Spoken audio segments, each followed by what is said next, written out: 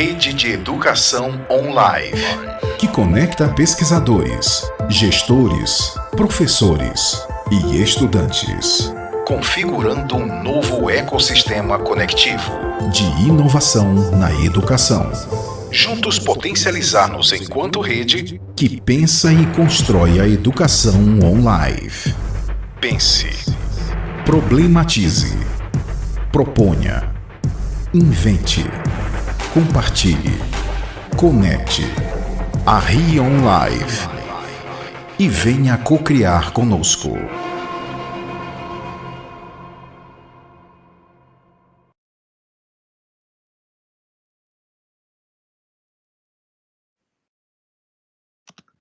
Um bom dia a todos, sejam muito bem-vindos à primeira edição do Congresso da Rede Internacional de Educação Online, Rion Life, evento organizado pelos mestres, doutores e pós-doutores egressos do Grupo Internacional de Pesquisa Educação Digital, GPEDU Unicino CNPq, e que hoje atua em diferentes instituições de regiões do Brasil e também no exterior, em parceria com as suas respectivas instituições de origem, tais como Unila Salle, Universidade Estadual do Oeste do Paraná, Universidade Franciscana, Instituto Federal do Norte de Minas Gerais e Rede Marista. Temos também como parceiras da Rion Life, na organização desse evento, a Universidade Aberta de Portugal, a Universidade Estadual do Maranhão, com a nossa Ilka, que eu já vi que está por aqui, e a Universidade Federal do Sergipe. A Rion Life 2020, que abordará o habitar do ensinar e do aprender na educação online, acontece hoje e amanhã de forma totalmente online. O evento é financiado pela FAPERGS, a nossa agência de fomento aqui no Rio Grande do Sul, a pesquisa, e as pesquisas da qual derivam têm fomento, então, da CAPES, do CNPq, da Fundação Carlos Chagas, Itaú Social e também da FAPERGS. É uma grande satisfação ter vocês aqui conosco. Eu sou Eliane Schlemmer, pesquisadora na Unicinos, coordenadora do Grupo Internacional de Pesquisa e Educação Digital, GPEDU Unicinos, pesquisadora colaboradora no Centro Internacional de Pesquisa Atopos, da USP, o qual é coordenado pelo professor Máximo de Felice, o nosso convidado de hoje, e da Unidade de Estudos do Local, ELO, da UAB de Portugal. E tenho, então, a imensa alegria de anunciar o nosso convidado de honra, o professor Máximo de Felice, como eu havia dito antes, que fará a nossa fala de abertura e conversará conosco, marcando, então, o lançamento dessa rede. O professor Máximo de Felice é sociólogo pela Universidade La Sapienza de Roma, doutor em Ciências da Comunicação pela Universidade de São Paulo, USP, e pós-doutor pela Universidade Paris 5, Sorbonne. Atualmente é professor livre-docente da Escola de Comunicação e Artes da USP, onde criou e lidera o Centro Internacional de Pesquisa Atopos, sendo também idealizador da plataforma de cidadania digital. Suas pesquisas vêm aprofundando o estudo das redes complexas em 3 dimensões. A primeira, o estudo das alterações da condição habitativa a partir da difusão de interações em redes informativas com o meio ambiente, o que deu origem às obras Paisagem Pós-Urbanas, O Fim da Experiência Urbana e as Formas Comunicativas do Habitar, publicado em 2010, Redes Digitais e Sustentabilidade, as relações entre o homem e o meio ambiente na época das redes, em 2012. A segunda dimensão, então, comporta o estudo do significado das alterações da ação nas redes digitais, pesquisa internacional sobre o netativismo e que deu origem, então, às obras Do Público para as Redes, em 2008, e Netativismo, as ecologias das interações das redes digitais, da ação social ao ato conectivo, publicado em 2017.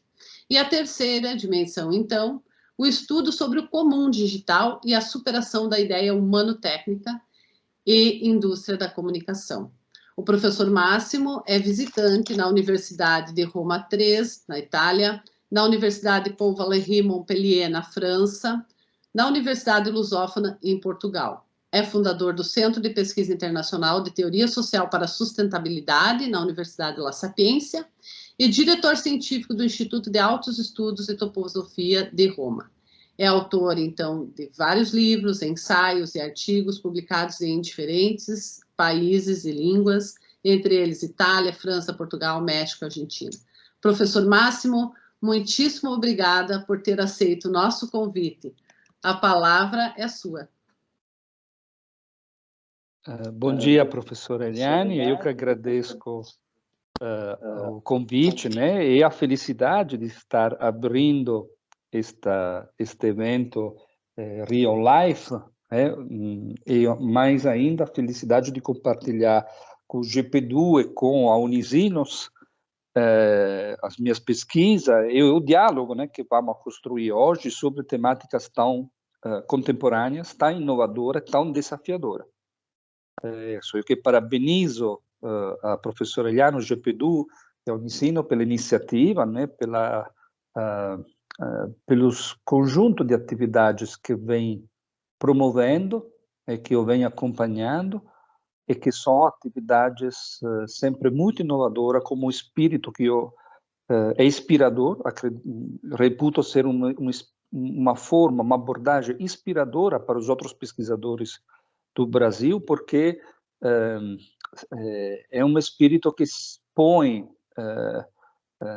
como desafio resolver, interpretar, abordar as temáticas da nossa contemporaneidade. Né? Isto é uma das maiores dificuldades que nós temos, mas uma das necessidades do nosso ofício, né?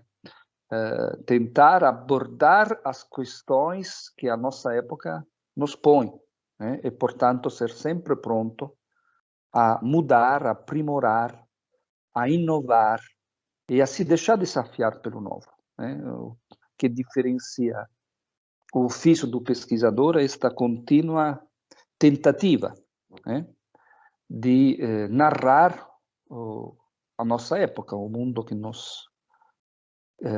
nossa contemporaneidade, né? E o GPDU, liderado pela professora Eliane, vem fazendo isso e, a meu modo de ver, é um dos centros de pesquisa mais inspiradores que eu conheço no Brasil, pela discussão, pela qualidade da discussão e também pelos desafios que sempre se põe e até pelo conjunto já de respostas, né, de arquitetura, de plataforma que vem construindo no âmbito da educação e não somente, que permite experimentar novos tipos de interações e novas via ao conhecimento, né? Então, a minha proposta é, como acontece nas lives, né, é fazer um diálogo, fazer uma fala inicial para depois, vendo a presença de tantos colegas e professores, podermos avançar além da minha fala e, portanto, debater os assuntos que eu vou propor hoje, né, que é um tema que tem a ver, obviamente, com a minha trajetória, né, com as pesquisas que eu fiz, com os interesses que captaram a minha atenção e, portanto, com alguns resultados, né, que espero sejam resultado mesmo, isto é, seja já algumas formas para poder, algumas narrações para tentar não sintetizar, mas descrever, né, narrar a complexidade. Então, o título que eu propus à professora Eliane foi Habitar Redes, o significado do conhecimento nas arquiteturas cognitivas. Então, eu vou explicar esse título, a minha fala basicamente será isso, será tentar explicar esse título, partendo, em primeiro lugar, da uma reflexão sobre a minha visão sobre redes, o que eu entendo por redes, né? Passando depois a uma explanação sobre a ideia do habitar e, portanto, tentando indicar qual é a relação entre as redes e o habitar, e porque se pode falar, do meu ponto de vista, em habitar redes e não comunicar em redes. E, terceiro, depois passando um pouco pela ideia de conectividade, portanto, um pouco a ideia de ação, a ideia de conhecimento num contexto de conectividade, para terminar, appunto, tentando de abordar algumas leituras de outros autores também que estão tentando descrever as dimensões da conectividade entre hiperinteligências, isto é, entre inteligências não apenas humanas, em uma perspectiva que já antecipo é diversa, distante da ideia de inteligência artificial, mas é, ao contrário, uma ideia conectiva entre as inteligências.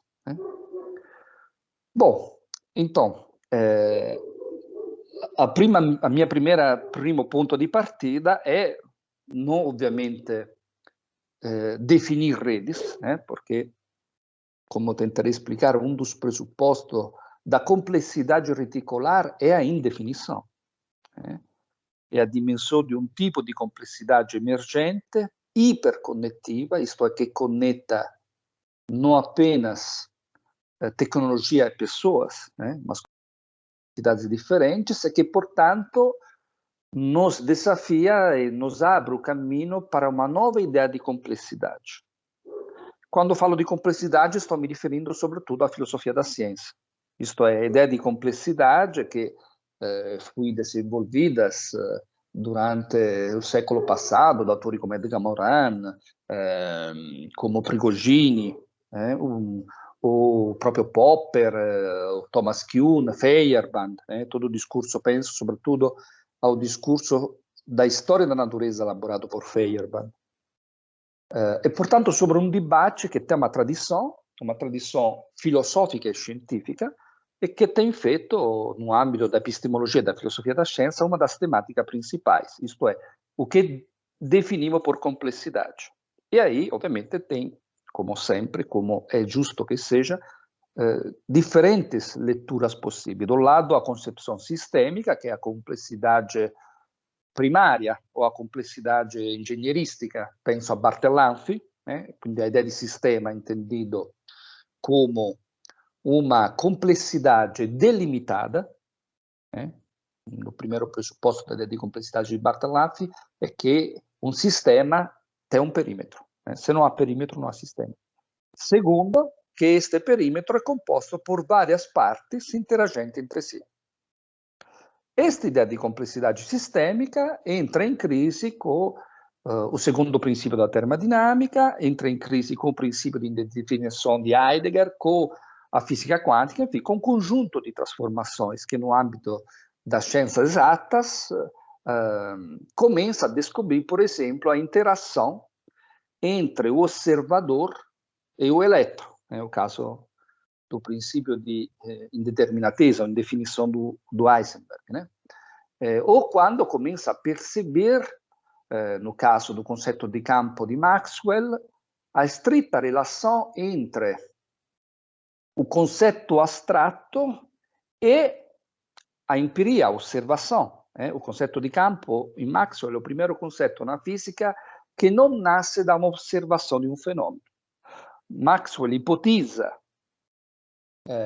in un papel uma scissa ordinada e cria um conceito de campo e põe setas no interior deste quadrante. Estas setas que se somam, se subtraem, constituem o campo de forças.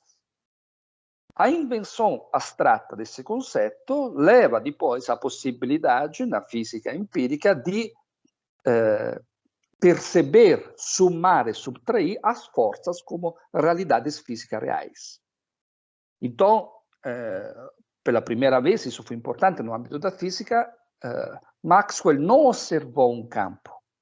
Ele pensou, abstraiu, teve uma ideia, uma inspiração, pensou este campo e, sucessivamente, passou a medir e a observar realmente forças empíricas através desse conceito de campo. Então, inverte um pouco a ideia do método unitário, isto é, a teoria basada como sequência sucessiva à medição e à comprovação de fenômenos.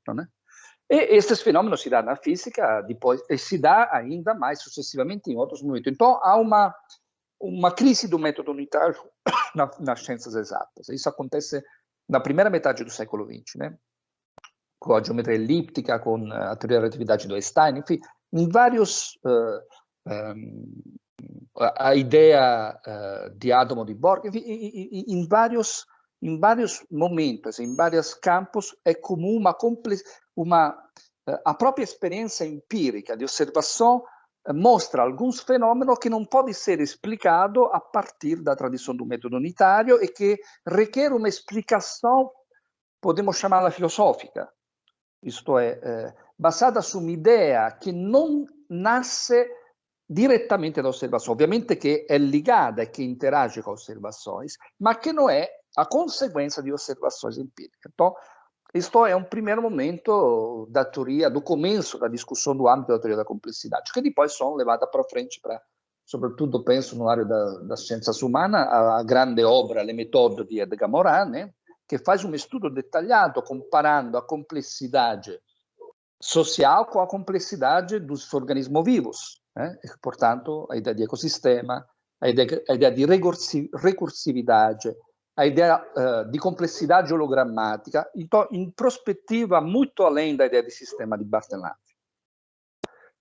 Esta complexidade chega, em épocas mais recentes, a uma complexidade estendida a uma dimensão, no caso próprio das ciências sociais e da comunicação, que vai além da complexidade observada do humano, né?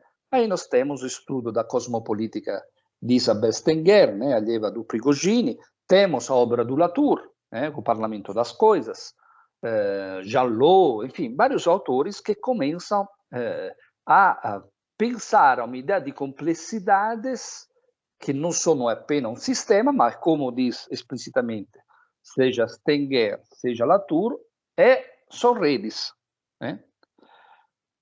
Então, o pressuposto ao qual me refiro quando falo de complexidade e associar a ideia de complexidade às redes é esta tradição, né? É uma tradição que vem da filosofia da ciência, né? Segundo passo, uma vez que nós, ao falar de rede, estamos falando de complexidade, hoje nós devemos fazer, do meu ponto de vista, aqui está a minha proposta, um ulterior passo à frente, que é a ideia de hipercomplexidade.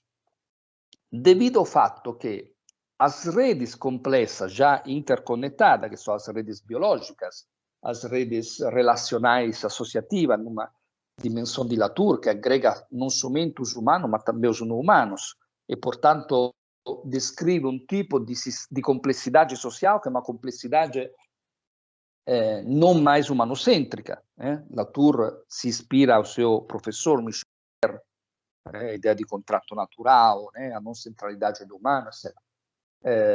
Então, esta ideia de complexidade é hoje amplificada, né? Das conexões das últimas gerações de redes digitais, que acrescentam um elemento a mais. Isto é, além de tornar visíveis todas estas complexidades, né, que sempre existiram, que, obviamente, a qual nós alcançamos em época mais recente, por um fato de nos abrirmos gradualmente à complexidade do mundo, né? Ou melhor, nós abrirmos a uma ideia de complexidade mais complexa, né? Hoje, pelo processo de digitalização, explicarei adesso, elencherei apenas brevemente os últimos modelos de rede, esse processo está passando para um processo de alteração, isto é, as redes complexas estão se tornando, adquirindo um formato digital, e, portanto, um processo de digitalização e de datificação, estão se tornando redes não somente visivelmente interagentes, mas autonomamente interagentes. Ou mais que autonomamente, simpoieticamente interagente. Explicarei esses conceitos daqui em breve. Por quê? Porque o processo de digitalização acrescenta a dimensão dos processamentos dos dados. Por exemplo, quando hoje nós falamos de biologia quântica ou das formas de tipo de intervenções no genoma, como os vacinos que tomaremos nas próximas semanas, ou nos próximos meses, quando será, são resultado de processamento genômico e, portanto, são formas de produção de intervenções, abre aspas, na natureza, pelo digital. A sequência do genoma, essa sequência do DNA são produzidas, são codificadas por Big Data. Tudo que nós sabemos hoje sobre os vírus tem a ver com dados, com Big Data, e, portanto, com database, com algoritmos, etc. Então, estamos em um nível de complexidade onde não se dá mais, da um ponto de vista epistêmico, as tradicionais distinções entre humano, tecnológico e biológico e natural, entre humano e natureza, entre humano e técnica. Nos mundos datificados, nos mundos digitalizados, todos o que nós podemos entender como realidade, como natureza, é transfigurado em dados. Conseguentemente, nós temos uma nova materialidade, que eu chamo de infomaterialidade. Esta infomaterialidade permite, por exemplo, a alteração da sequência dos genomas, permite, por exemplo, o monitoramento dos vírus e, por exemplo, a campanha de prevenção à contaminação. Permite, por exemplo, monitorar eventos climáticos catastróficos e prevê-los. Isto é, cria não somente um conjunto de serviços, mas altera a nossa condição habitativa. Brevemente, quais são estas redes a qual estou falando, essas gerações de redes digitais últimas, que nós conhecemos todos, vou só elencá-la, né, para caso tiver alguém que não fosse da área de comunicação, que não seja diretamente ligado com esse assunto. Então, nós temos a história da internet, né, prima rede web 1.0, rede de computadores, que via modem e por cabo telefônico juntava computadores em vários lugares do planeta. Depois a segunda rede, a rede social, a web 2.0, através da banda larga, que cria uma rede não apenas de computadores, mas de computadores, pessoas e informações, né, que através da banda larga pode ser armazenada em cloud, etc. E, portanto, já uma inteligência coletiva, como a chamou Pierre Levy, né? Uma rede de dados, de informações conectada entre si. Não necessariamente via computadores, porque já com a web 2.0, com o Wi-Fi, era possível se conectar a esta hiperinteligência através de qualquer tipo de dispositivo. Depois nós temos a internet das coisas, Internet of Things, que através de etiquetas postas em superfícies de qualquer tipo, possa ser, seja estes objetos, animais, árvores, etc., passou a criar uma rede de entidades não humanas que emitia informação na própria internet. Informações sobre o trânsito, informações sobre o clima, atmosférica, etc. Hoje também muito no âmbito da medicina, etc. E hoje nós temos claramente a percepção que, neste caso, é absolutamente inapropriado dar dados precisos, né? Se fala de 70%, 60%, mas isso é um dado que não pode ser objetivamente verificado. Mas nós temos uma grande quantidade, provavelmente a maioria das informações que circulam e são produzidas na internet, que são informações não produzidas por humanos, né? Esta grande quantidade de dados criou uma rede dos dados, né? Os famosos Big Data, que é uma rede que não somente soma os dados produzidos pelas florestas, pelo trânsito, pela mercadoria, pelo agente atmosférico, etc. Mas esses dados, né, dentro da arquitetura de database, são capazes de produzir outros dados de forma autônoma. Esta grande quantidade de dados, chamados Big Data, nós não temos acesso a eles diretamente, mas nós temos acesso a eles através de algoritmos, software, arquiteturas de redes que, através das nossas perguntas, nos dá acesso a esses dados. Então, nós temos já aqui um elemento de dinamismo destas redes, né? Quando nós pedimos dados sobre, como sempre, os institutos de medição das mudanças climáticas faz, ele coleta os dados através de sensores, satélites, etc., que estão espalhados em vários lugares. São dados de vários tipos. Temperatura do oceano, da água, que é um indicador importante, o tamanho da geleia do Antártida, quantidade de precipitação no sul do Brasil, enfim, N dados de vários tipos. Esses dados são coletados e já, pela quantidade, são big data, petabyte, tetrabyte, etc., e são geridos por database, por software capazes de não somente agregar este dado, mas também de somá-lo aos outros dados de outra natureza. Essa é uma grande diferença. Não são dados estatísticos, não há nada a ver com a estatística. A estatística produz dados produzidos por técnica de pesquisa, produzidos por humanos. Os big data não são dados produzidos por humanos. E a outra grande diferença com as grandezas estatísticas são dados que associam grandeza diferente. O que é estatística? Todos nós que penamos dos cursos de estatística e superar a prova, sabemos, mas assim, não se pode somar grandezas não homogêneas, grandeza de universo diferentes, né? Ao contrário, os big data, o que eles fazem é somar grandezas diferentes, dados de várias naturezas, de uma forma absolutamente, como podemos dizer, sem nenhum critério, né? Mas isso lhe dá a possibilidade de gerir uma quantidade infinita de dados, de fazer associações entre variáveis infinitas, que nenhuma equipe de matemáticos seria capaz de fazer, e, portanto, nos dar dados sobre várias coisas. Estudos sobre o vírus foram feitos desta maneira, associando agregado dados diversos capazes de entrar em contato com as moléculas, enfim, e dar possíveis soluções.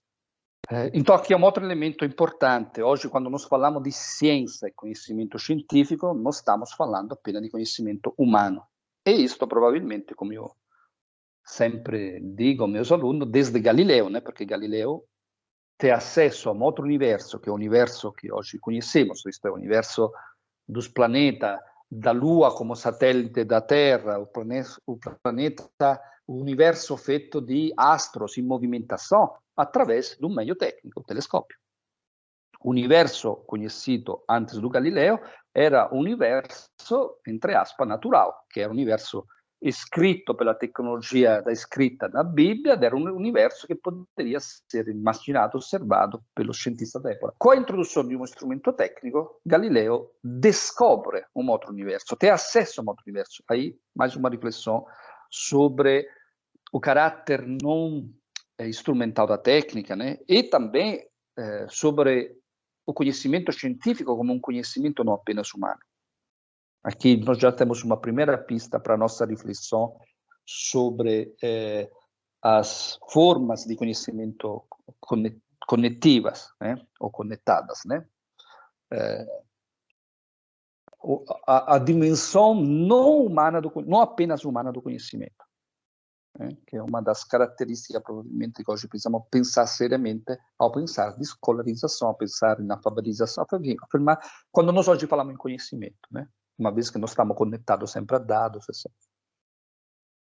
Então, além dos Big Data, Web 1.0, Web Social, então, Web, uma rede de dados e pessoas, Internet das coisas, redes de entidades não humanas, Big Data, rede dos dados, e todas essas diferentes redes, pelo princípio próprio da rede, não são realmente redes separadas, mas são conectadas entre si, costituindo uma rede de redes.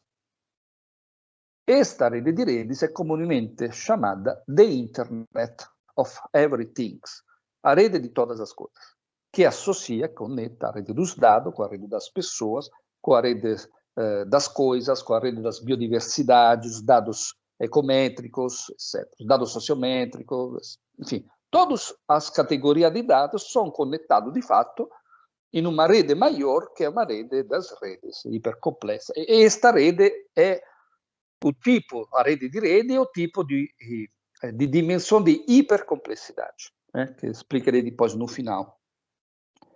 Tentarei abordar de uma forma mais profunda. Então, ao falar de redes, hoje, nós não devemos confundir a redes apenas com a internet, com o social network, com essas coisas, que obviamente fazem parte da rede, Mas nós estamos em um período da história da humanidade na qual a realidade, o próprio conceito de natura, o mundo, tudo que existe está passando por um processo de transfiguração. Eu uso este conceito, né, tomado pelo professor Maffesoli, fala spesso em transfiguração, que na verdade é um conceito de origine do sagrado, né, ligado à sagrada, mas rende bem a ideia, isto é, tudo que existe está sendo transformado em dados e conectado. Pensamos ao projeto de OneWeb, né, esta película, estas redes de satélites que estão sendo lançados e que a quota baixa que conectará a inteira biosfera. Pensamos também ao 5G ou 6G, né? O outro tipo de internet basadas em antenas pequenas que, disseminadas, vão permitir uma velocidade, uma quantidade de acesso a dados muito mais veloz, mais rápida e, portanto, hiperconectiva. Então, este processo que segue a vocação natural do humano à conexão, à conectividade, né? Pensamos ao sagrado. Um dos exemplos, ou a nossa relação com os mortos, ou a nossa relação com a natureza, isto é, tudo que é vivo tem esta vocação à conexão, à conectividade. Não somente em termos biológicos, mas também em termos de evolução, né? Nós desejamos estar conectados. Não é por acaso que as redes têm tanto sucesso. Não é por uma ação governamental, por um conjunto de lei, ou para simplesmente uma vontade de dominação e interesses de mercado. Isso, obviamente, existe, mas está baseado em uma natural vocação da nossa condição, a conectividade. Então, ao falar de redes, eu me refiro sempre a esta dimensão hipercomplexa e hiperconectiva de redes diferentes que formam um novo tipo de complexidade e que, do meu ponto de vista, não pode ser mais interpretada apenas em termos de comunicação, sobretudo pela ideia de comunicação que nós temos elaborado no Ocidente. Mas como, entrando aqui no segundo ponto, vou abordar agora, a minha proposta é passar da ideia de comunicação para a ideia do habitar. Explicarei brevemente o que entendo por isso. Então, a ideia de comunicação do interior da tradição ocidental sempre foi pensada, elaborada, sobretudo as principais teorias informativas dos fluxos. Pensamos aos vários desenhos de fluxos informativos, né? Lazarsfeld, Umberto Eco e Fabre, enfim, aqueles gráficos, aqueles modelos, canal, emissor, canal, conteúdo, receptor, ruído, enfim, aqueles modelos que baseados na frontalidade de uma mensagem de um lugar para outro. Esta ideia de comunicação nasce em um contexto industrial. Não somente numa época industrial, isto é, sobretudo na época da segunda revolução industrial, mas também num contexto de uma complexidade sistêmica, da complexidade de Barthelin. E, sendo nascido naquele contexto, este modelo comunicativo são modelos que têm em si, reflete esta ideia de complexidade sistêmica primária, e são muito influenciados por uma lógica de eficiência. Se nós pensamos até a ideia de emissor, receptor, etc., é uma aplicação do modelo da cadeia de produção fordista, ou taylorista. A cadeia de produção tem um produto de uma indústria produzido que passa por uma cadeia de montagem e depois é distribuído, disseminado pelo consumo e chega até o consumidor. Então, estes modelos de sequência, que é o modelo analógico, analítico, né, que separa em parte um processo, é típico da época industrial e é típico também da ideia de complexidade industrial.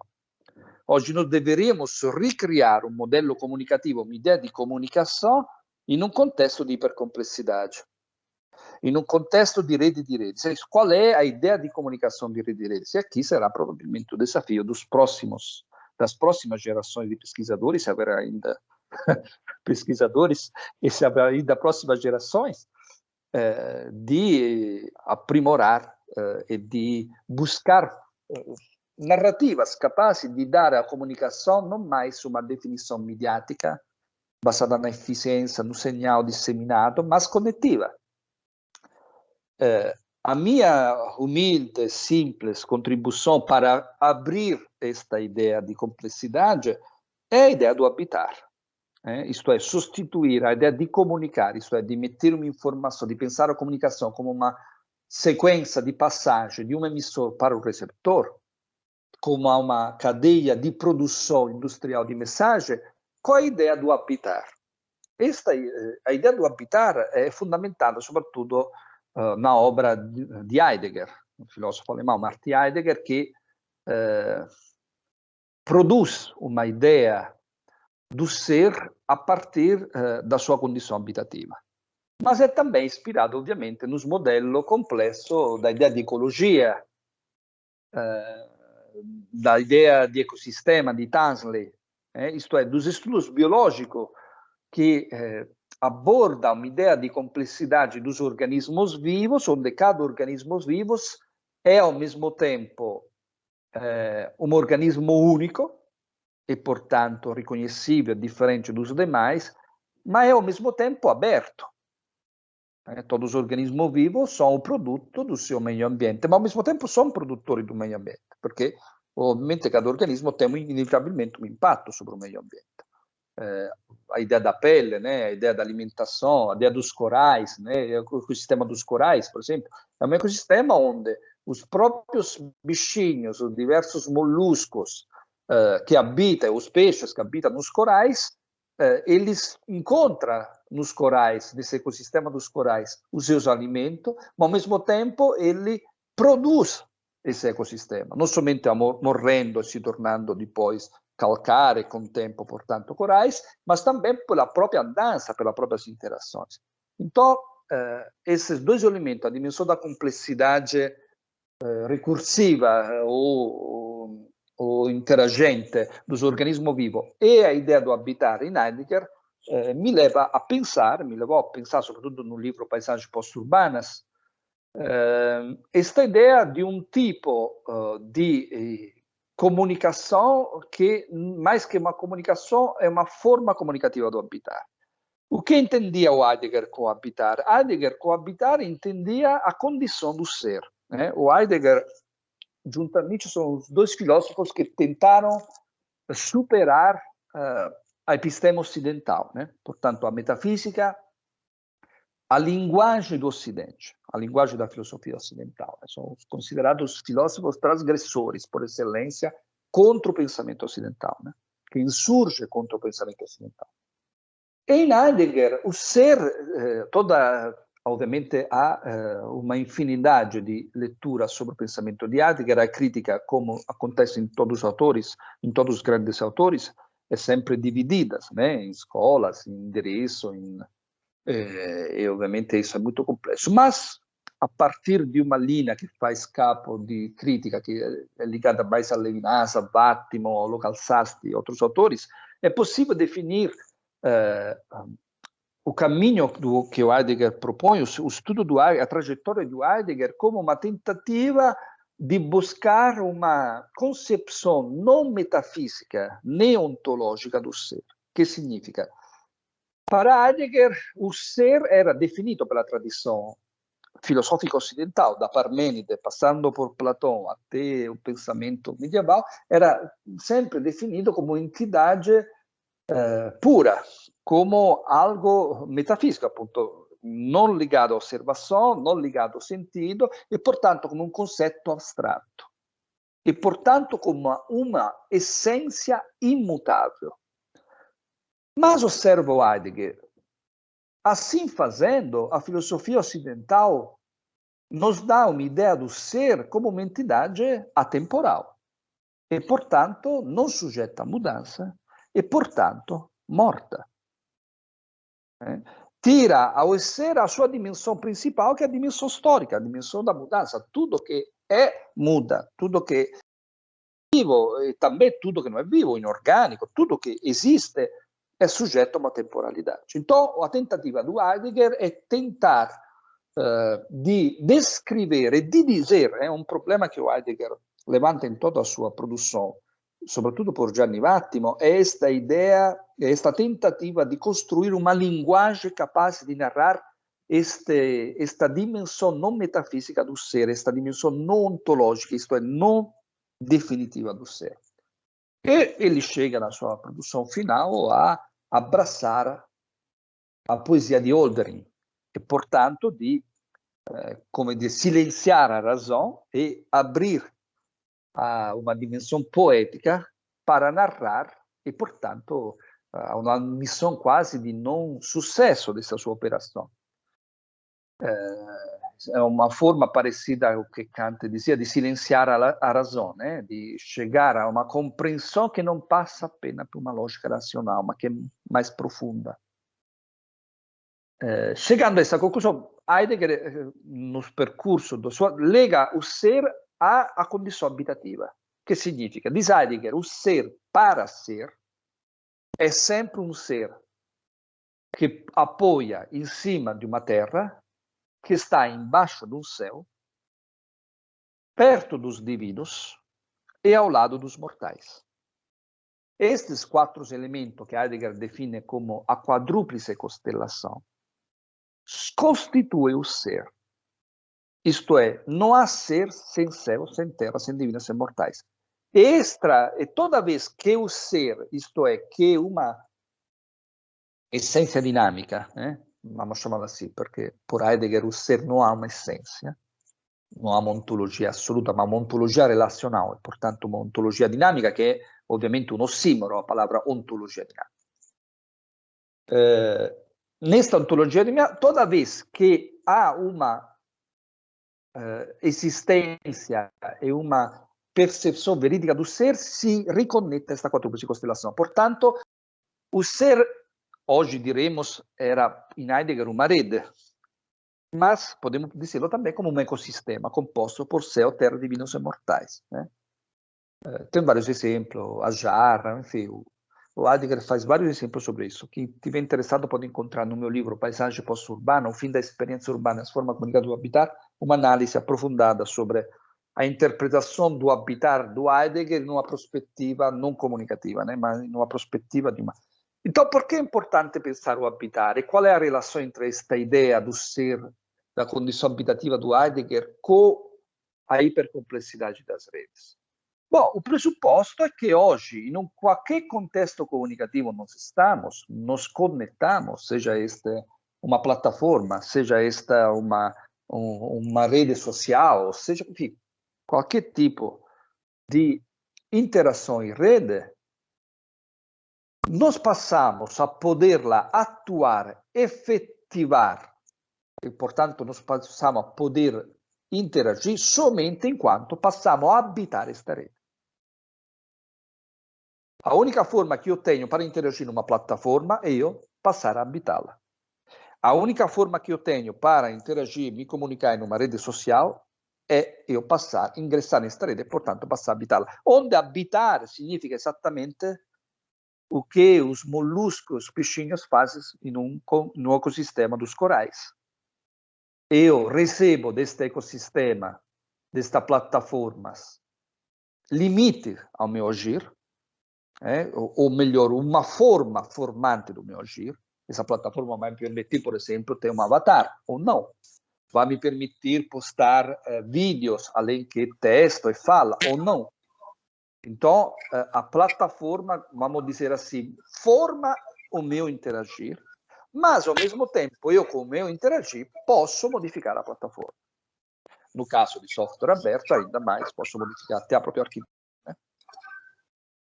Então, esta ideia da passagem do comunicar para o habitar é uma ideia que baseou um pouco todo o meu estudo, que ainda baseia, né?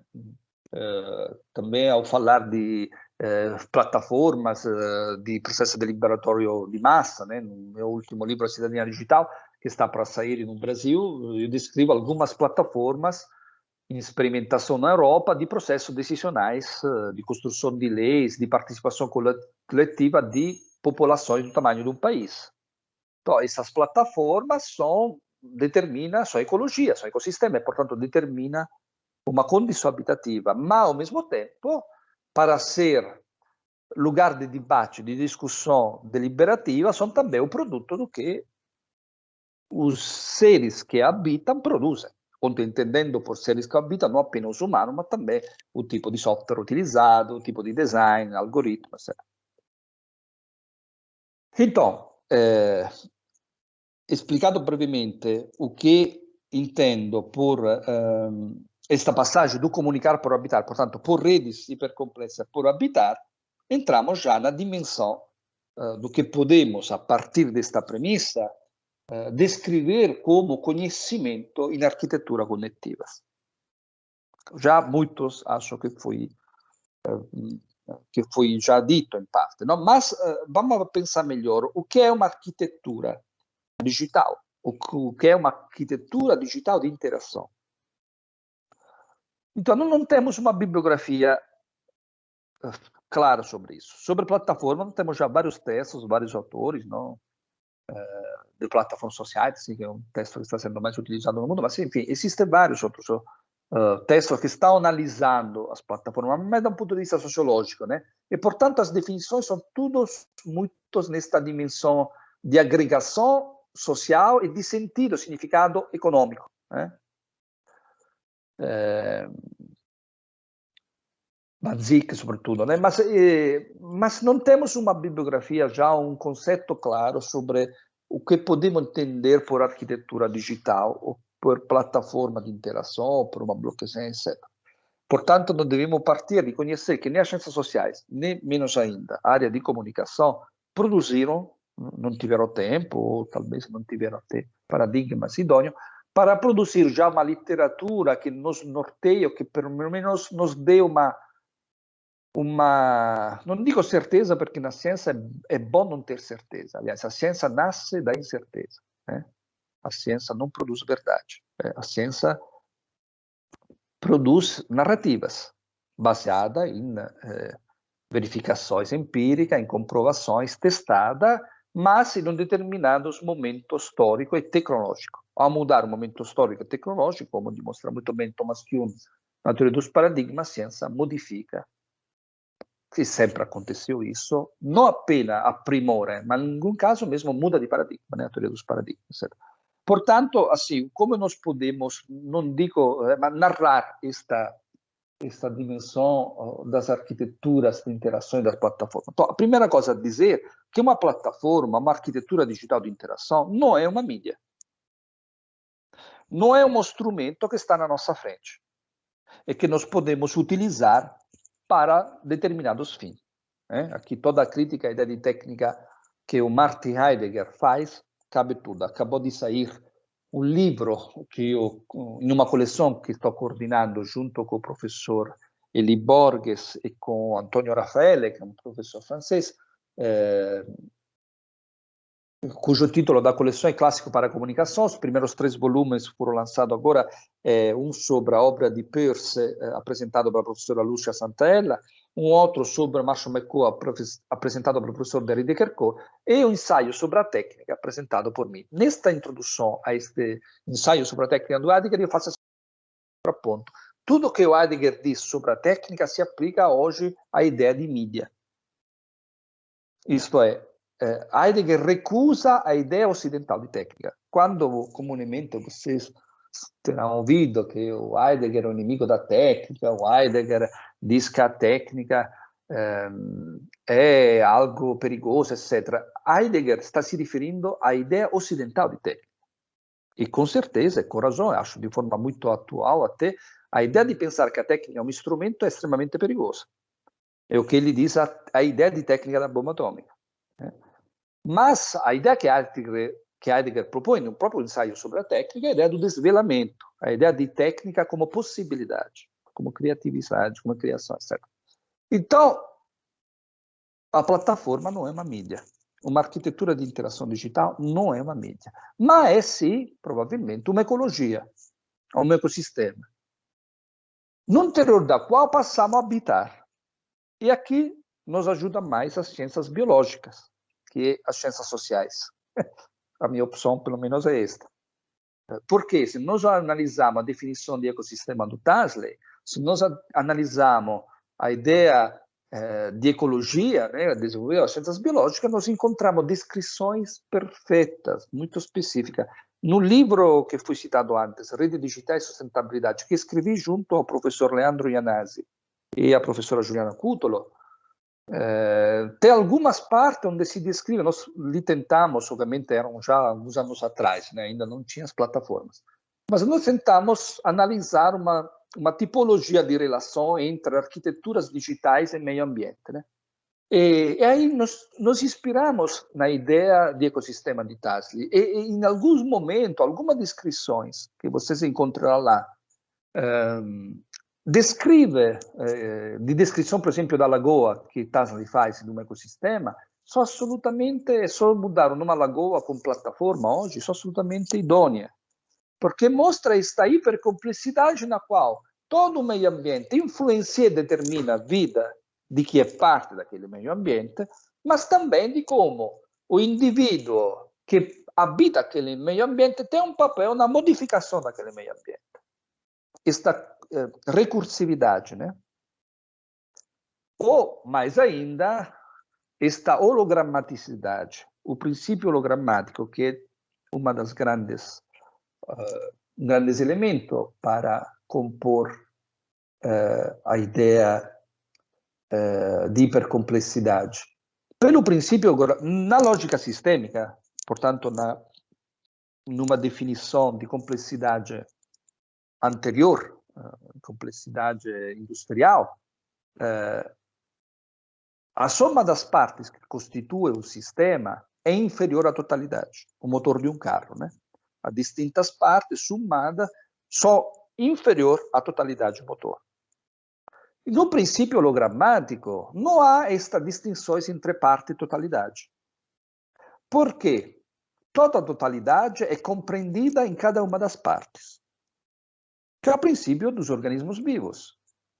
Nosso organismo é composto por bactérias, por vírus, por água, por proteína, por oxigênio, por hidrogênio, por tudo que está na biosfera. E isto vale também para um pequeno peixe, para uma bactéria, enfim. Pelo princípio hologramático, que é o princípio da conectividade de rede, a totalidade inteira habita em cada membro, em cada parte, que, por sua vez, forma, junto aos demais, a totalidade inteira. Então, não há essa contraposição entre totalidade e partes, né? Então, nesta perspectiva, a primeira coisa que podemos dizer, do meu ponto de vista, é que as plataformas, a escritura digital de interações, não são mídia, não são artefatos que estão na nossa frente, mas são a ecologia que nós passamos a habitar. No interior delas, nós passamos a interagir em uma forma absolutamente diferente da ideia de ação social. Em uma plataforma, nós somos levados a agir pelo meio ambiente, pelo conjunto de interações que a própria ecologia da plataforma nos propõe. Nesse sentido, não tem nada a ver com a ideia de ator social ou de ação social das ciências sociais. Max Weber, Durkheim, Parsons, enfim, todas as teorias.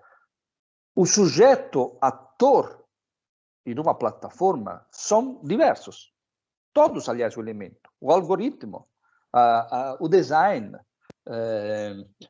todos os databases, o software, todos os elementos que compõem uma plataforma são atores tanto quanto os membros humanos que participam da plataforma. Então, nós temos já uma complexidade aqui mais próxima de teoria do ator e do Latour, mas ainda mais complexa, provavelmente. Então, nessa perspectiva, não tem nada a ver com a ideia de inteligência artificial. A inteligência artificial, a ideia de inteligência artificial é também ligada a uma ideia de complexidade sistêmica e, portanto, industrial, que é a ideia de Wiener. Wiener cria um modelo de interação entre as máquinas. E, nesse sistema de comunicação entre máquinas, a Wiener observa que as máquinas, os distintos elementos do circuito que ele criou, se comunicavam entre si. Gregory Bateson, sposo di Margaret Mead, e, portanto, é biólogo de formação, que estudou a comunicação dos golfinhos, ele faz uma crítica à ideia de winner e diz que o winner realmente não estava osservando um sistema automatizado, porque ele era parte do sistema também. A ideia de complexidade de winner é a ideia de inteligência artificial. Existe, de um lado, a inteligência humana, existe, do outro lado, a inteligência dos dados, deep learning, machine learning, etc., que produz autonomamente dados, e daqui, do outro lado, somos nós. A ideia de Bateson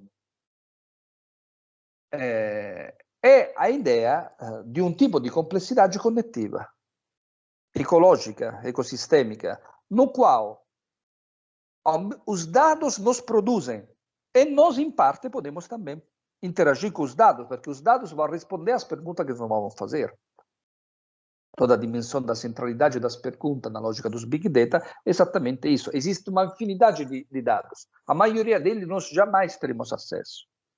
Agora, nós vamos conseguir ter acesso a algum desses dados a partir do quê? A partir das nossas perguntas, dos algoritmos, do software que nos permite alcançar a agregação desses dados que nós vamos pedir.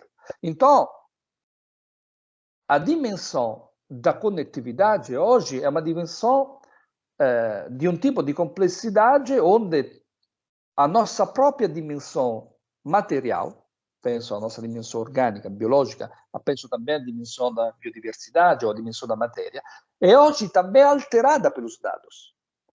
Não somente ela se torna dados, mas também, através dos Big Data, portanto, a forma de conectividade, passa a se produzir em novas performances e novos tipos de possibilidades. Um exemplo, os vírus, os antídotos aos vírus, as vacinas contemporâneas, ou todas as formas de intervenção na sequência do DNA, no código da vida, etc. Então, esta dimensão não é mais uma dimensão frontal, não é a oposição entre a inteligência humana e a inteligência artificial, mas requestiona o que é inteligência.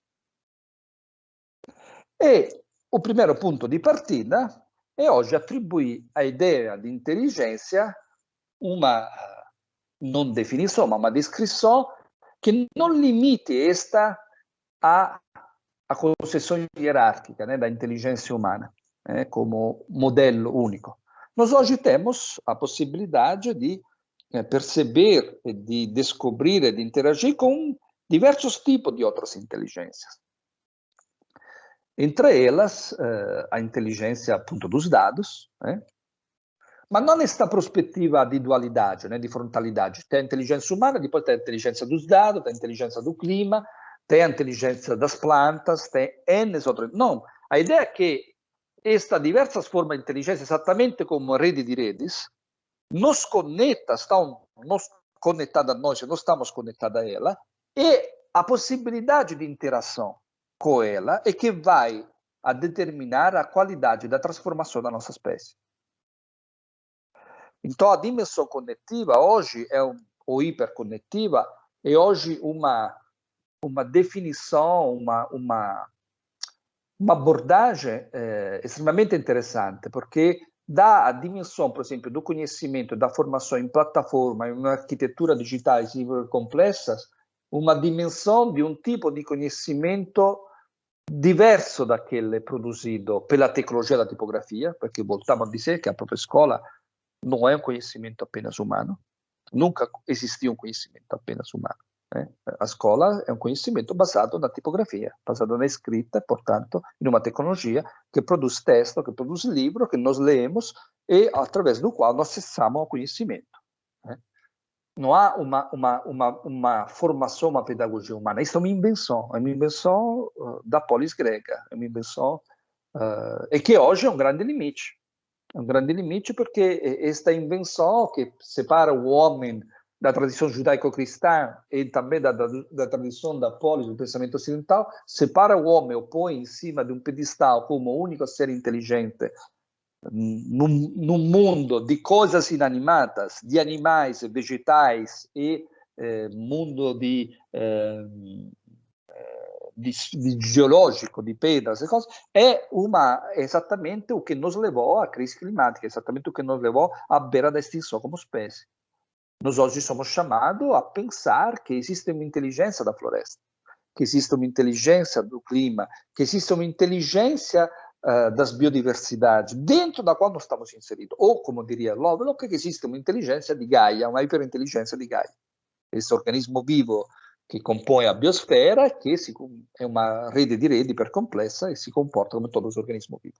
Então, para fechar a minha, deixar mais espaço para as perguntas, eu queria só dar algumas descrições para tentar dizer esta hipercomplexidade cognitiva, ou este tipo de inteligência cognitiva que construímos em plataformas de interações digitais, que construímos em diálogo com dados e que fonda esta dimensão cognitiva de redes, que não é a relação entre inteligência humana e inteligência artificial, mas que é uma dimensão cognitiva de dados. Então, a primeira ideia é esta ideia que é desenvolvida como uma ideia de inteligência descentralizada por Don Haraway, no seu último livro, que é cujo título é The Trouble, Permanecer com o Problema, que ele escreveu antes da pandemia, mas que é um livro sobre vírus, que é um livro sobre esta dimensão que ela define simpoiética. Ela diz, não existe entidade autopoiética. Pensamos a primeira cibernética de Wiener, ao qual me referi antes. Para ele existia a inteligência humana e depois a comunicação humana e depois uma comunicação entre máquinas. Circuitos, delimitados como um sistema. Gregory Bateson, que cria a segunda cibernética, diz para ele, não, o Wiener não está fora do circuito que ele criou, mas ele é parte do circuito. Então, nesta dimensão da segunda cibernética, então, a primeira cibernética é a inteligência humana e a inteligência artificial. A segunda cibernética é a rede de inteligência. Don Haraway vai nessa direção e diz que não existe entidade autopoiética. No planeta Terra não existe nada de autopoiético. Tudo é simpoiético. Poiesis em grego significa mudança, transformação, mas também descoberta. E sim, em grego significa com. Portanto, uma dimensão simpoiética seria uma dimensão de cocriação, de coevolução. Esta dimensão da ideia de simpoiética é uma dimensão fértil, é um modo de ver para pensar a dimensão da inteligência, portanto, da formação, em um contexto hiperconectado. A segunda ideia, a segunda narrativa possível é aquela que James Lovelock, no seu último livro, Novocene, a era da hipercomplexidade, da hiperinteligência, desculpa, a época da hiperinteligência, o subtítulo, descreve nesta passagem do Antropocene para o Novocene. O Novocene é esta nova espécie que nasce no interior de Gaia digitalizada, que será a Gaia que vai substituir a Gaia do Antropocene. E que vai criar esse novo tipo de ser conectado, que para ele é uma nova espécie, e que é o resultado de conexões de inteligência. Por isso, a época do Novocene é para Lovelock a época das hiperinteligências. Então, das inteligências conectadas, onde por inteligência conectada devemos entender inteligência de diversos tipos, inteligência também extra-humana. A dos dados, a do clima, a das florestas, do ecossistema, enfim, a da economia, mas a conexão de tudo isso, E, portanto, isso inevitavelmente leva a um processo de alteração do humano. Isso é um outro elemento que esqueci de falar antes. Quando nós falamos de arquitetura de interação digitais, devemos sempre incluir a dimensão simpoiética. E, portanto, o processo de alteração, inevitavelmente, que estas arquiteturas nos provocam. Como todos os processos comunicativos, não é apenas um processo de disseminação de um conteúdo, mas sempre um processo recursivo. A disseminação do conteúdo coincide uma modificação dos membros que participam desse ecossistema. Então, esta dimensão da alteração dos membros, humanos e não, que constitui uma plataforma, que constitui uma arquitetura digital, que constitui uma blockchain, é uma condição, uma prerrogativa, uma característica das qualidades das interações em ambientes hipercomplexos e conectivos.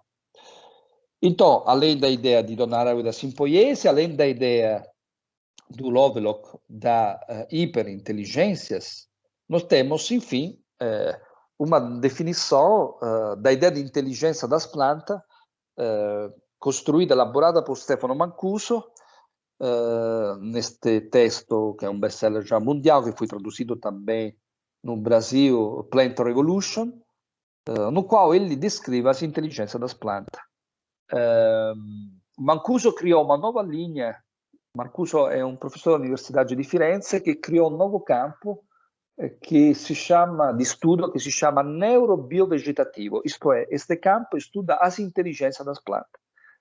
O pressuposto do qual parte o Mancuso é que as plantas, a diferença dos animais, que possuem um cérebro localizado na cabeça, geralmente, né?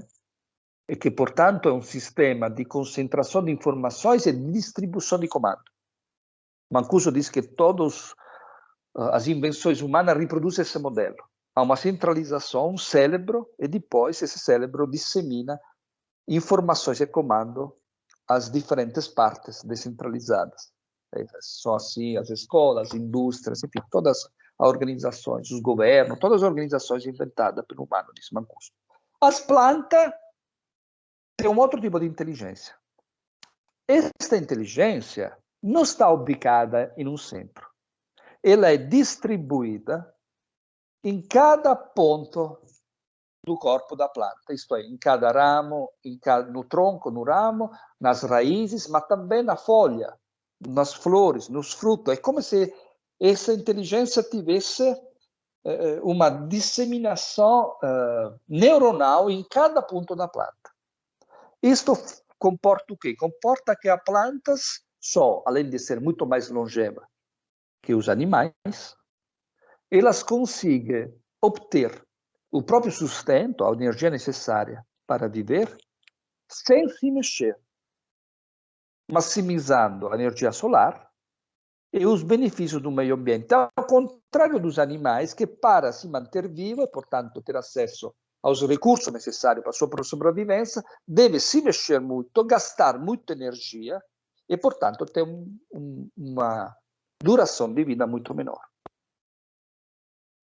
Vou ler brevemente o texto, fechando assim, acho que já superei o tempo, fechando o texto, um trecho do livro do Mancuso, que acho uma obra importante, não só pela beleza de nos abrir a um mundo que, pelo menos, eu não conhecia muito, que é o mundo das plantas, mas também porque nós que estudamos redes, e o Mancuso faz analogia direta entre os mundos. O Mancuso diz claramente que a internet funciona exatamente como uma rede neuronal, como são as redes neuronais das plantas. Os dois modelos são muito parecidos. A internet imitou completamente o modelo distribuído da inteligência das plantas. Cito o Mancuso em Plant Revolution, abre aspas, as plantas consomem muito pouca energia. Elas têm uma arquitetura modular, uma inteligência distribuída e nenhum centro de comando. Não há nada melhor na Terra para se inspirar. Nossa abordagem ao design sempre foi de expandir ou melhorar as funções humanas. Na prática, o homem sempre tentou reproduzir o essencial da organização animal na construção dos seus instrumentos. Tudo que o homem projetou tende a ter, de maneira mais ou menos óbvia, essa arquitetura, um cérebro central que governa os órgãos que executam seus comandos. Até nossas sociedades são construídas sobre esse modo de design arcaico, hierárquico e centralizado. Ele diz que hierárquico e centralizado é que é um sistema muito menos resistente, porque obviamente é suficiente que a parte central seja deteriorada, que tudo o resto não funcione mais. Qualquer organização centralizada é inerente fraca. As plantas incorporam um modelo mais resistente e moderno que o animal. Só a representação viva de como a solidez e a flexibilidade podem ser combinadas. Uma arquitetura cooperativa distribuída sem centro de comando, capaz de resistir a repetidos eventos catastróficos sem perder funcionalidade, é capaz de se adaptar muito mais rapidamente às adversidades externas. Então, esta ideia também de uma inteligência distribuída, junto às outras duas que eu dei, e tantas outras que podem ser acrescentadas, me parece que são pressupostos importantes para repensar a ideia de inteligência. em uma perspectiva de conectividade, e não mais de separação entre o que é inteligente e o que não é, ou entre o que é mais inteligente e o que é menos, e, sobretudo, em uma perspectiva de repensar o que pode ser as formas de aprendizagem e de cocriação que acontecem em ambientes de plataformas e de arquitetura de interações digitais em rede.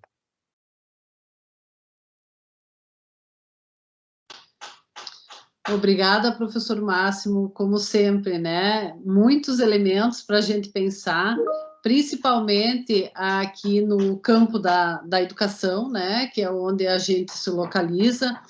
E nós viemos, assim, fortemente estudando as suas obras, tentando compreender um pouco como é que esses conceitos eles podem ser compreendidos no campo da educação. E, obviamente, que essa perspectiva do ato conectivo no lugar de uma teoria da ação nos afeta bastante, né? Principalmente na atualidade em que se fala muito, por exemplo, em metodologias ativas, né? E quando a gente fala nessa teoria da ação, quem age nesse contexto que o senhor também coloca aqui de hiperconectividade, de hipercomplexidade. E outro conceito que nos instiga muito é, obviamente, o de mediação. Né? Se esse contexto das plataformas não podem ser compreendidos como uma mídia, né? E aí está muito vinculado a essa questão da mediatização, enfim, como é que isso também nos instiga a pensar em outras formas, né, de conexão com tudo que nos cerca. Mas, assim, tem vários questionamentos aqui no chat, eu não sei se o senhor quer começar a conversar sobre isso, ou trazemos a questão das pessoas aqui, como é que fica bem à vontade. Não, acho melhor, porque eu falei até demais, e como, por uma lógica de bom senso, quanto mais se fala, mais impreciso se é, mais inexato, né? Ok, então vamos lá, deixa eu ver, tem aqui uma questão inicialmente colocada, foi do João, concorda, João, comigo? Acho que foi tu que colocou uma das primeiras questões. Tu quer abrir teu áudio e falar, João? Acho que fica mais próximo. Pode ser, pode ser. Muito legal estar ouvindo o senhor mais uma vez. E eu queria entender um pouquinho melhor, assim, na verdade, adaptar um pouco daquilo que você falou sobre essa complexidade toda que a gente entende e a gente concorda, mas pensando um pouco mais na escola. O senhor citou no cardzinho que foi divulgado do programa que não faz mais sentido essa distinção entre ciências humanas e ciências exatas. Concordo com o senhor.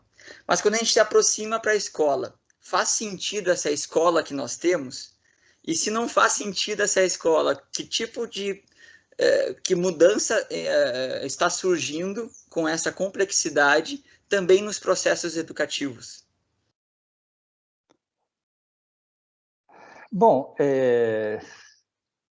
obviamente vou dizer apenas as minhas opiniões, portanto, porque são opiniões de um cidadão qualquer que, obviamente, estuda os processos, mas são absolutamente deve ser tomada com muito cuidado, como apenas são opiniões, né?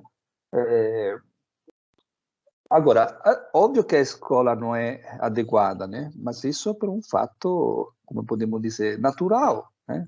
Qualquer escola não é adequada. Até a escola dos gregos, o ginásio dos gregos não era adequado às transformações que a polis estava vivendo. Isso faz parte do processo natural de mudanças. Essas escolas servem para produzir conteúdo em um contexto em contínua mudança. E no nosso mundo contemporâneo, isto é, na nossa época, especificamente, a mudança é 1000 vezes, não sei quantas vezes, mas muitas vezes mais rápida que na época dos gregos, que na época da Idade Média, que na época da Revolução Industrial, da primeira e da segunda, que foram épocas extremamente rápidas de mudança. nós estamos entrando em um período da existência em que as mudanças são radicais e imediatas. Então, além do lado natural de envelhecimento do modelo de ensino, da institucionalização, da ideia de escola, né, como forma de construção e de repasse de um conhecimento moldado, formado, ser sujeito ao tempo em todas as épocas, nós a isso hoje devemos acrescentar a dimensão de uma época especial, particular, que nisso sim é diferente de todas as outras. Em muitas outras coisas não é diferente. Muitas vezes nós somos, eu por primo, né? Somos muito levados a dizer, nossa, a novidade da nossa época, o novo, na dimensão pós, né? Tudo não é mais como era antes. E muitas vezes erramos nisso, né? Mas, nesse elemento, eu diria com muita clareza que sim, isso é diferente, é novo. A velocidade das mudanças, em todos os âmbitos, né? Inclusive do conhecimento. Então, é óbvio que a escola não é mais um lugar que deve ser pensado como um lugar de formação dos indivíduos. Mas a escola deve ser pensada como uma plataforma, como um ecossistema complexo de interações, no interior do qual, ao lado e ao mesmo tempo que se aprendem noções básicas, né, se desenvolvem noções novas, que possam, a partir da noção básica, e sublinho a partir dos meus alunos, na aula de graduação, eu sou famoso para dar um monte de texto de outra época, né? Mas não há como você pensar a um conhecimento novo, desconhecendo completamente como se chegou até lá, né? Então, a formação é importante, sobretudo a formação escrita, o acesso à leitura, à reflexão teórica. Mas tudo isso como carburante para criar algo novo. Então, a escola deveria se tornar um laboratório de produção continuada de novas interpretações, de novos modelos, de novas palavras, de novos significados, de ser um pouco como um laboratório científico. Então, a ideia da sociedade de informação deve nos levar a pensar que transformar as escolas primárias em laboratórios de produção de ciência.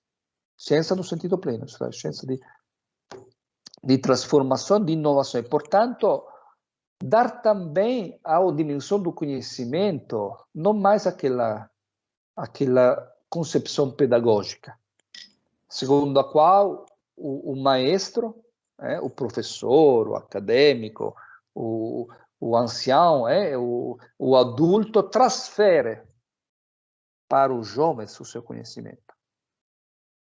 Mas mais também numa dimensão de inversão, no qual o jovem, pela sua exuberância, também pela sua idade, é portado a reconstruir, inventar e descobrir o que o maestro não tem capacidade nem possibilidade de descobrir. Então, é mais parecido a uma relação entre pai e filho, eu acho, onde o pai não deve transferir para o filho o seu mundo, mas deve transferir os instrumentos para que o filho seja capaz de inventar o mundo dela, que será qualitativamente diferente daquele. Então, é uma dimensão mais de iniciação e não de pedagogia. Peço desculpa aos pedagogos, mas eu sou muito crítico com a pedagogia, muito crítico com a ideia de pedagogia grega.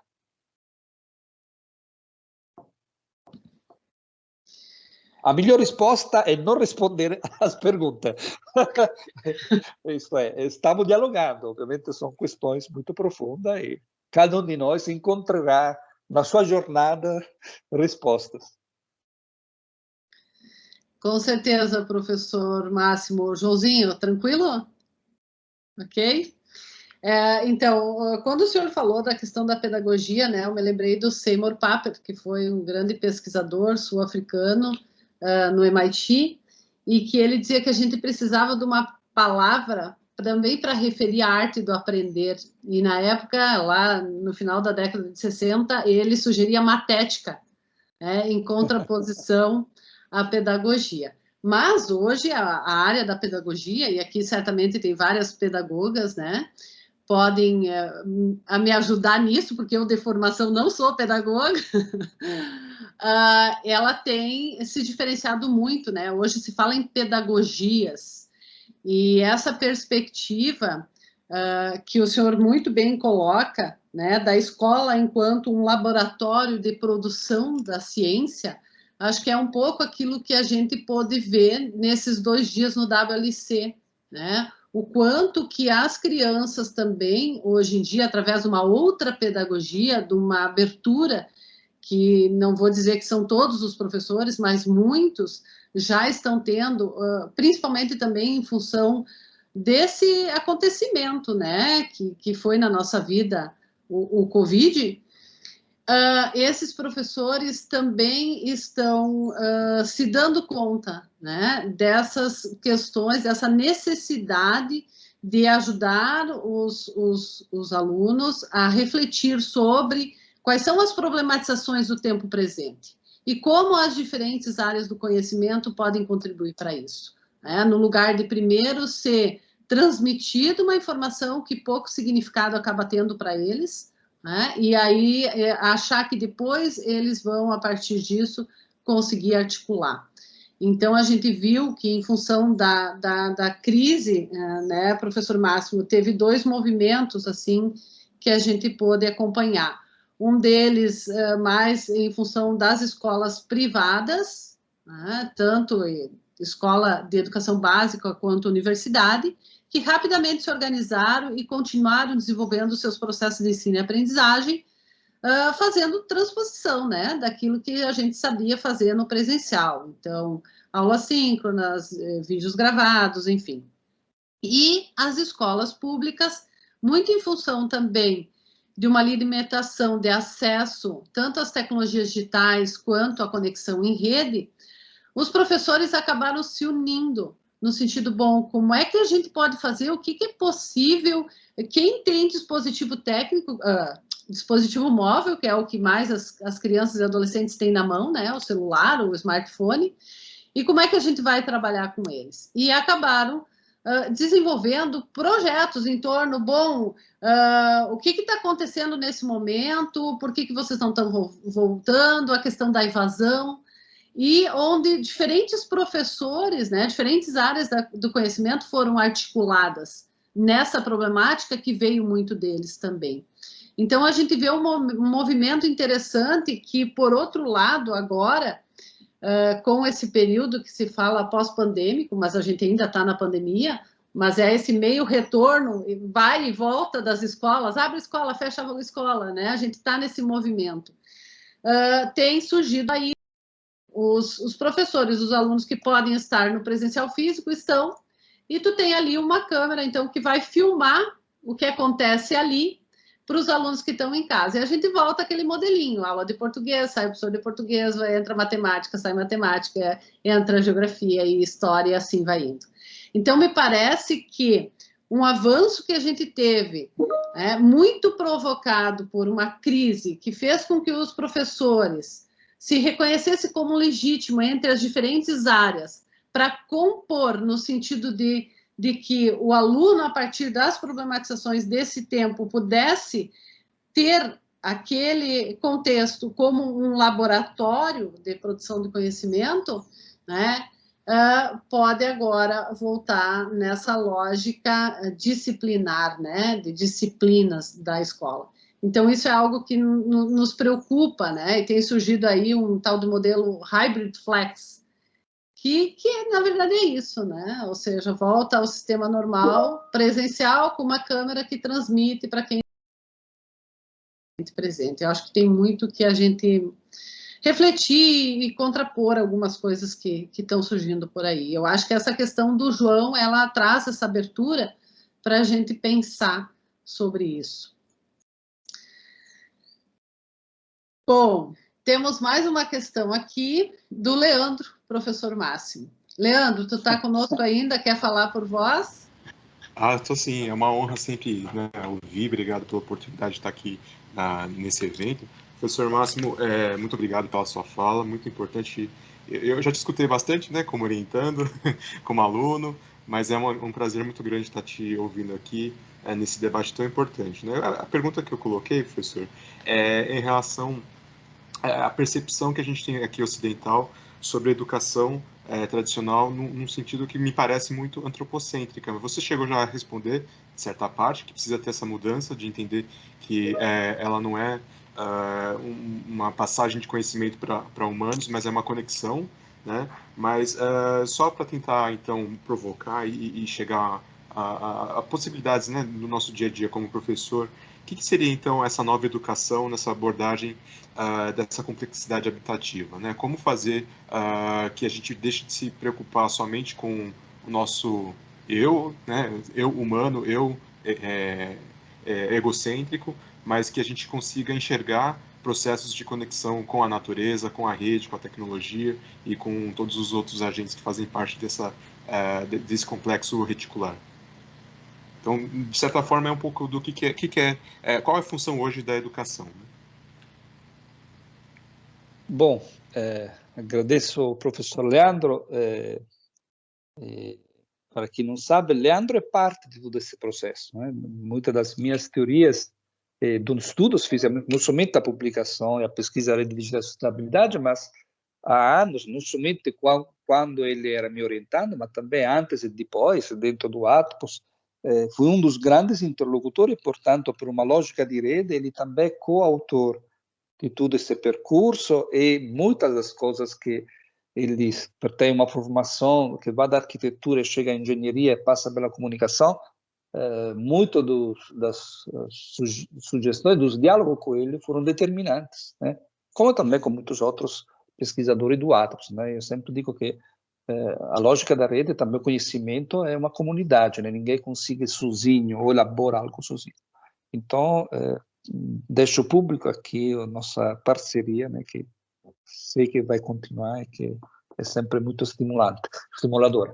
Agora, em relação à questão que ele levanta, é um desafio, Leandro, que você, a professora Eliane, eu, todos nós, acho a maioria das pessoas que estão assistindo aqui, está enfrentando de várias maneiras. Não temos já um modelo pronto, né? É aí que está o desafio e também a beleza, a incerteza do lado, mas a beleza do pesquisar, né? Se você tem já um modelo pronto, é só pegar e aplicar.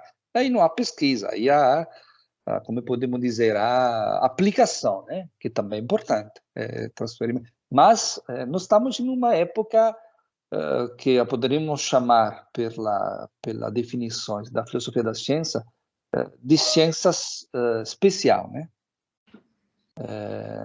Tem a ciência normal e a ciência extraordinária, né?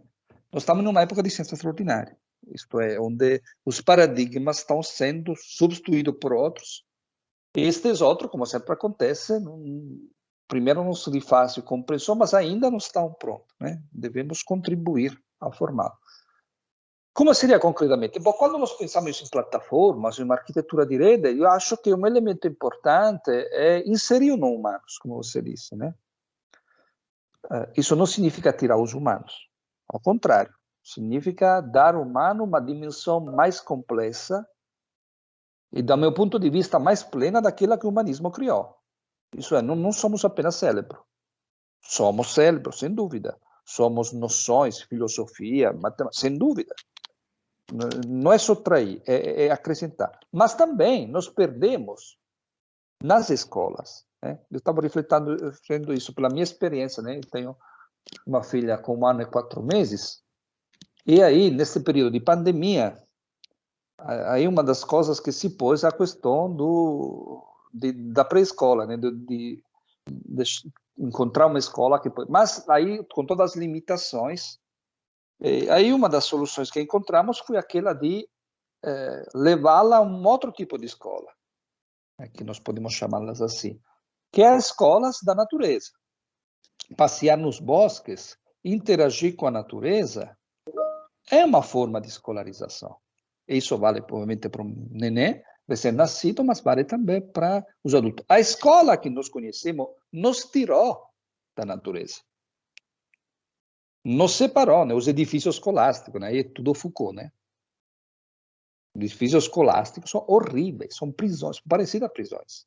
Funcionam, inclusive, como prisões. Então, nesse sentido, a dimensão desta hipercomplexidade nos abre para uma complexificação do que é formação e nos leva à necessidade, por exemplo, de inserir um meio ambiente fora da escola, utilizando tecnologias digitais. E aqui a melhor experiência que eu conheço é aquela que a professora Eliane realiza junto com as plataformas de conectividade, ela mesma pode explicar, que conecta os alunos à paisagem urbana, à história das ruas, à história das pessoas, à história do meio ambiente. Enfim, esta dimensão de pensar só como um processo mais pleno, de conectividade, obviamente, ao saber humano, mas também ao saber dos dados, e aí tem toda a dimensão, por exemplo, da alfabetização informática, né? Que muitas associações fazem, que hoje é necessária desde o primário, né? Mas também a dimensão cada vez mais da ecologia para questões biológicas, ambientais, alimentação, enfim. Os programas hoje devem provavelmente também aí produzir uma ideia de conhecimento que seja capaz, desde o começo, de fazer esta ponte. Mentre nós fomos educados em disciplinas, a matemática tinha um horário, a biologia, as ciências biológicas, outro, a história, outra ainda, a filosofia, a arte, outra ainda. Hoje nós deveríamos tentar construir caminho onde se aprende matemática estudando o meio ambiente. Em alguns casos já vem se fazendo isso, né? E se aprende a questão informática através do meio ambiente. Isto é, tentar conectar isso. E, sobretudo, criar ambientes, e aqui está a vocação que você, a professora Eliane, tem, que possa conectar de fato, né, estas diversas entidades em uma oikos, em uma casa que seja o mais possível representativa de todos os mundos que compõem o mundo. Uma frase que eu estou ligado que está escrita no começo como epígrafe no livro A Cidadania Digital, é a frase de um mundo onde caiba todos os mundos, né? Então, uma dimensão de uma complexidade que não seja a escola onde há apenas professores e alunos, mas há outras entidades, incluindo, obviamente, software, algoritmos, biodiversidade, clima, bactérias, vírus, que, junto, são o nosso ambiente de vida e de formação, e não apenas a formação entre humanos. Também não te respondi, mas sei que você sabe o caminho muito, muito bem.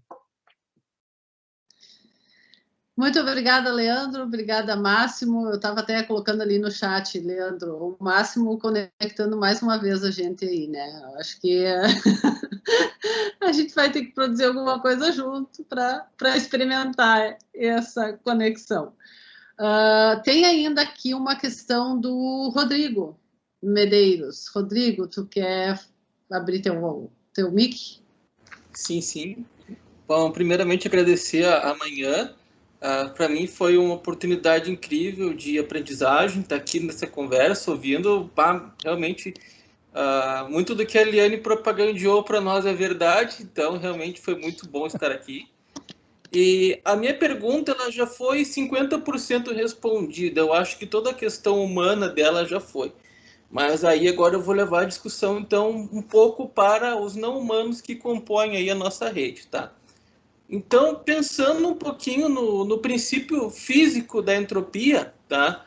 Quando a gente pensa em um sistema de rede, quanto mais agentes a gente tem dentro desta rede, mais complexa ela se torna, porque cada agente, cada nó desta rede passa a interagir com todos, de todos para todos. Então, há uma complexidade crescente.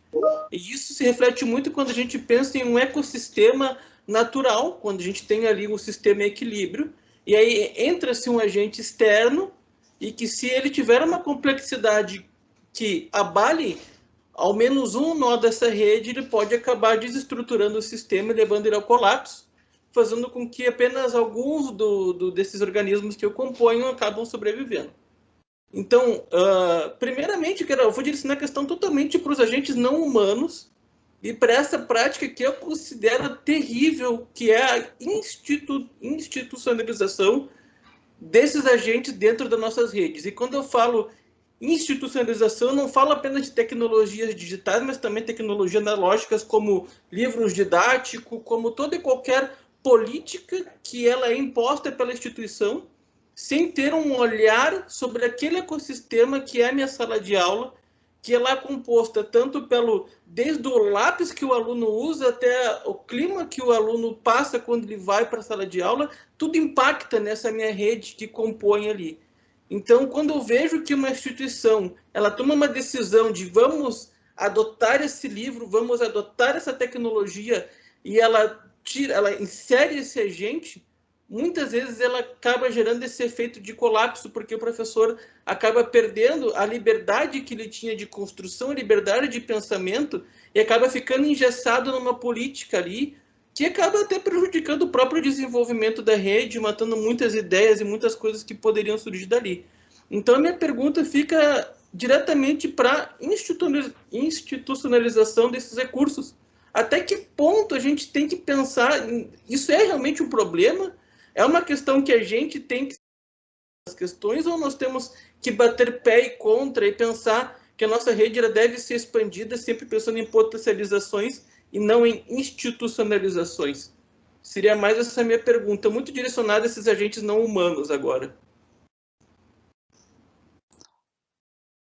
Bom, Rodrigo, obrigado pela riflessão. De fato, é uma problemática real, concreta. Agora, o processo de formação, se nós passamos a pensar em plataformas e redes que conectam humano e não humano, naturalmente ele passa para um processo de descentralização e, portanto, de desinstitucionalização. Então, a minha resposta instintivamente seria mais pela segunda sua opção, né? É natural que num processo onde você conecta, por exemplo, no caso, a escola, os alunos de uma escola, através de uma plataforma, ao seu ambiente, seja esta cidade, as ruas, a história da cidade, as pessoas da cidade, ou também a biodiversidade daquela região, é óbvio que esse processo de formação será um processo de formação no qual os próprios alunos serão autores, atores do próprio processo de formação, não solitário, em diálogo, obviamente, com os docentes, mas também com todos esses outros atores que eles estão conectando. Né? Então, há uma desinstitucionalização. E acho que isso também é uma característica da cultura das redes. Né? Tudo que se produziu dentro das redes nunca foi, nos últimos anos, né, nas últimas décadas, nunca foi o resultado de processos institucionais. Né? Uma das blockchain, as próprias plataformas, social net, né, pensamos a história mesmo do Zuckerberg, o Facebook, assim, as redes mantiveram, né, esta dimensão institucional ou contra-institucional, né? Não foram, mesmo tendo uma origem lá atrás, né, no Pentágono, mas depois, assim, o que marcou a história das redes foi esse contínuo contexto de descoberta, de produção ativa, em algum caso sem sucesso, na maioria dos casos sem sucesso, em muitos casos com sucesso, inclusive reconhecimento, né? Então, eu acho que a escola deve se parecer mais a esses ambientes digitais, né, que são nosso habitat. E, portanto, ser um lugar de experimentação institucional. Que a instituição depois tenha necessidade de, como podemos dizer, categorizar, medir, isto é óbvio, isto faz parte do papel das instituições e isso provavelmente aí há um processo de mediação, né, que deve ser feito. Mas eu acho que nós hoje sabemos que todas as formas de institucionalização, ao mesmo tempo que são necessárias, que são uma forma até, como podemos dizer, uma espécie de mapa, não contempla, por quanto possa ser elaborada e complexa, a complexidade que nós habitamos e a complexidade dos processos formativos que estas novas arquiteturas de rede podem nos oferecer. Pensamos a possibilidade de uma criança se conectar às pesquisas da NASA e ver pelos satélites imediatamente a posição dos astros, parte dos universos, ou se conectar a pesquisadores na floresta da Mata Atlântica e ver uma trilha, um ambiente que reproduz a trilha e que tem câmeras que permitem, ou drones que permitem passar, esse dia estava vendo, né? Drones que permitem mostrar dentro um determinado bioma, né? Um determinado tipo de ecossistema. Então, você não somente o conhece por uma foto, mas você o atravessa através dos olhos de um drone, de uma câmera inserida num drone. Ou, por exemplo, como fazia o professor Chu, que é um professor de medicina da USP, que desenvolveu ambientes 3D do corpo humano, dos órgãos do corpo humano. Então, me lembro em um congresso que ele participou, que nós organizamos, ele dizia isso. Quando eu explicava como funciona o ciclo menstrual para os meus alunos, eu explicava com desenho, com gráfico. Agora, quando eu comecei a mostrar as imagens em 3D de como se dá o processo, obviamente a dimensão de aprendizagem é outra, né? Você pode entrar no corpo e percorrer através dessas representações em 3D, esses games interativos, você pode percorrer, habitar dentro do corpo, dentro da célula, dentro das artérias, e vivenciar os processos que estão se dando, né? Então, esta dimensão tem outra dimensão que esqueci de dizer, mas que é implícita, que todos vocês devem conhecer muito bem, que é um pouco retomar a dimensão lúdica dos games, né? Que a escola também tirou por inteiro, né? Se nós pensamos o processo de escolarização, nós pensamos como um processo que é o contrário do lúdico. Tanto é que existe hora de recreação, o momento em que o aluno... Mas, ao contrário, acho que nós devemos retornar, desta vez sim, à dimensão do conhecimento dos gregos. Quando eu falava da crítica à pedagogia, não é a pedagogia em si, mas a pedagogia grega, que é uma pedagogia, a pedagogia socrática, né? Que é uma pedagogia antropocêntrica, né? Baseada num diálogo apenas entre humanos. Mas uma das coisas que nós podemos hoje, com certeza, retomar dos nossos dos antigos gregos, os criadores da filosofia do pensamento ocidental, é esta ideia de associar o conhecimento ao erotismo, isto é, ao aspecto lúdico do prazer. Os filósofos sabiam viver, fazia conhecimento, produzia conhecimento em diálogo, em banquete, em festas, e educava os jovens ao prazer também. Isso é importante. Isso é uma outra dimensão que a escola nos tirou por inteiro, que foi talvez funcional também para criar um tipo de indivíduo mais obedecedor, né? Menos autônomo, menos livre, né? Mas eu acho que um dos elementos que nós devemos recuperar quando nós falamos em plataformas e como se faz comumente, é a dimensão do lúdico, dos games, né? Da liberdade. Isso a cultura hacker, sobretudo a cultura das redes, tem muito esse aspecto, né? Os jovens são conectados e isso como uma experiência lúdica, como uma experiência prazerosa. E, portanto, a descoberta volta a ter o significado do jogo, da experiência do prazer, né? O conhecimento como um dos principais prazeres, se não o principal prazer que o humano possa se dar, né?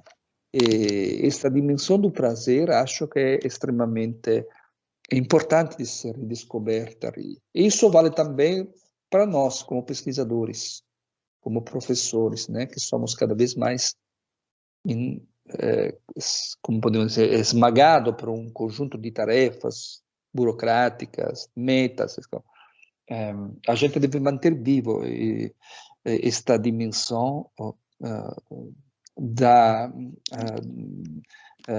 do prazer, né? Do nosso trabalho, da atividade da descoberta, da atividade de buscar novas palavras, novos conceitos, de desafiar-nos mesmos, de não ser canônico, né? De ser transgressores nos conceitos, no âmbito. Isso acho que é uma coisa que, primeiro, nesta época, devemos nos redescobrir. E somente enquanto somos capazes de redescobrir isso, que nós conseguiremos também transmiti-la para os nossos colegas, nossos alunos, o ambiente, a nossa academia que habitamos hoje. Muito bom, professor Máximo. Eu estava aqui lhe ouvindo e pensando, né, nas coisas que a gente vem desenvolvendo e também um livro que eu estudei lá no meu mestrado em psicologia, que era o conhecimento como desejo, do Hans Furth, é um alemão, né? E eu concordo. Eu acho que a aprendizagem, ela é algo prazeroso, a descoberta, né? Tu descobrir, tu inventar, tu criar, tu cocriar, é algo que faz com que a gente vibre, né? Isso nos potencializa e a gente pode ver isso nesses 2 dias com as crianças e os professores.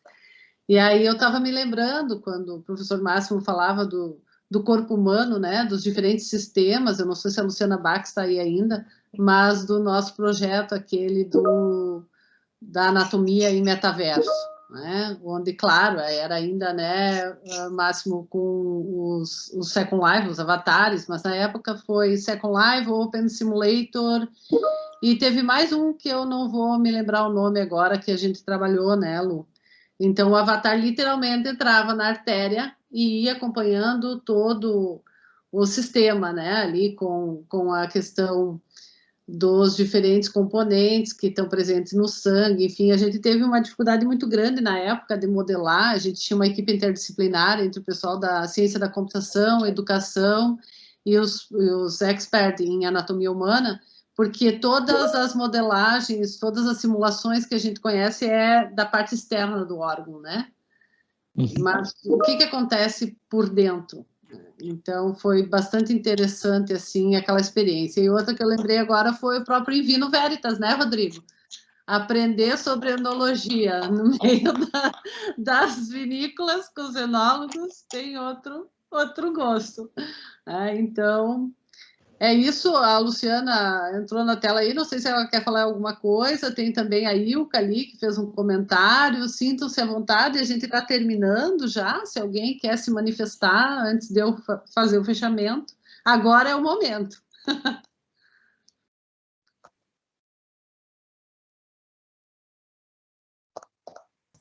Boa tarde, então, a todos e a todas. Agora que eu vi o horário, eu digo boa tarde, porque para mim já é de tarde, é a segunda vez que eu faço isso. Realmente, eu acho que eu entendo que a educação ela tem um grande desafio no sentido de encontrar o seu papel dentro da sociedade, sabendo que ela faz parte dessa sociedade. Acho que por muito tempo a educação serviu à sociedade e isso não cabe mais, até porque as relações são dinâmicas, né?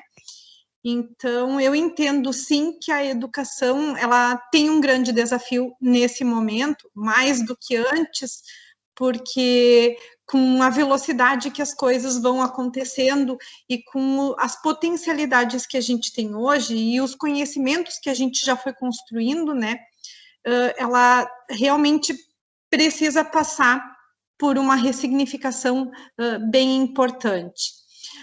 Acho que também a gente, por muito tempo, se colocou como centro de tudo, né, o humano como centro, e depois o professor como centro, depois o aluno como centro, né? Na verdade, o centro, ele está em tudo. Eu lembro do professor Michel Maffezoli, no seminário que eu fiz com ele dizia, aonde está o centro, né? O centro está nas interações. E eu acho que a gente precisa começar a olhar um pouco mais para isso. Fondazione Labs, que era de Itália.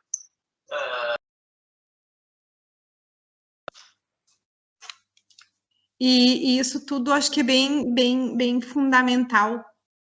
E que quanto mais nós, pesquisadores, nos unirmos com os professores da educação básica, no sentido não da gente ensinar o professor da educação básica, mas de aprendermos todos juntos, eu acho que a educação vai ganhar muito com isso e uma possibilidade para essa ressignificação, que é urgente. Ok, Lu, muito obrigada. Foi bom ter você conosco. Só para registrar, sempre é muito bom estar contigo. É suspeita ela, viu, Máximo? Porque a Lu foi minha orientanda de mestrado e doutorado e a gente descobriu que a gente está junto há 20 anos já. Então, essa é uma relação bastante complexa. Então, eu quero agradecer, Máximo, esse momento que você dedicou para conversar conosco. Certamente foi uma fala muito instigadora e enriquecedora. Eu acho que o debate foi bom. Certamente a gente vai continuar lendo as tuas obras e precisando conversar contigo, porque cada vez que a gente te ouve, a gente compreende um pouco mais daquilo que tu quer dizer nas tuas obras.